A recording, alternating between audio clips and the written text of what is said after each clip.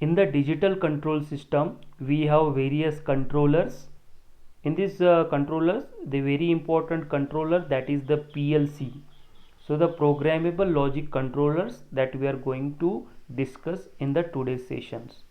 So what is automation? First of all, the total automation is basically a delegation of human control function to technical equipments for. So these are the various several aspects: the quality, plant, productivity, manufacturing competitiveness, solution, the labor cost. All these labor cost will be reduced with the help of the automation. So quality will also be increased, productivity will be also increased with the automation. Okay, so this is the automation. The history of automation: first of all, we had the manual control, then the pneumatic control was there. After the pneumatic control, hardwired logical control was there. After that, the electronic control using the logic gate were introduced, and the very recent, the programmable logic controllers nowadays are used. So what is a PLC? First of all, PLC is a programmable logic controllers. There are the various advantages to use the PLC in the automation, because it is a reliable in the operations. It is a very small in the size. The shorter project time is required for the PLCs. Speed is also great. The ease of the maintenance and the troubleshooting. These are the several advantages of the PLC to use it in the various industrial automation plants.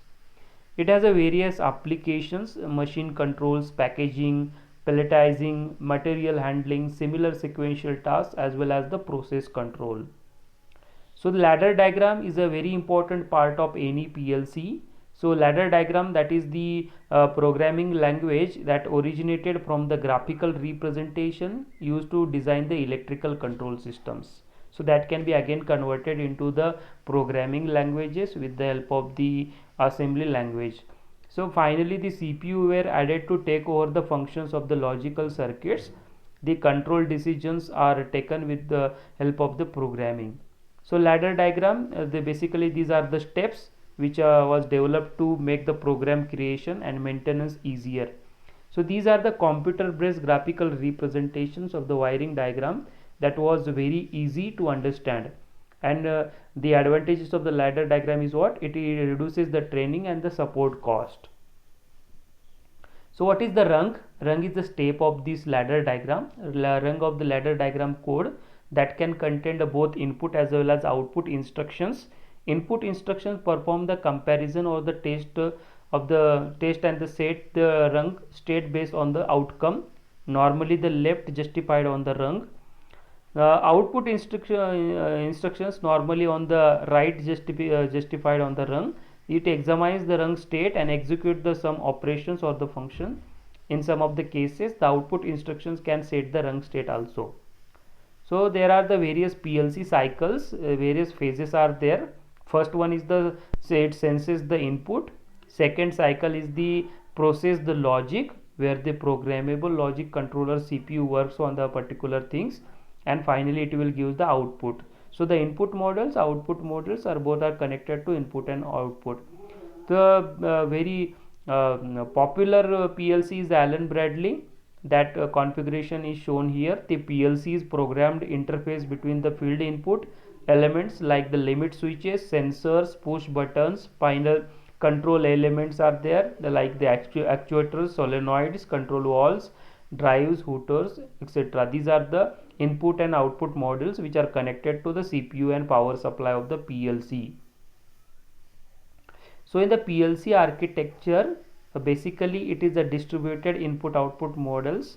So that consist of the PLC, which is connected to the input modules and output modules with the help of the data communication buses, and the distributed input output scanners also used in the PLC architecture.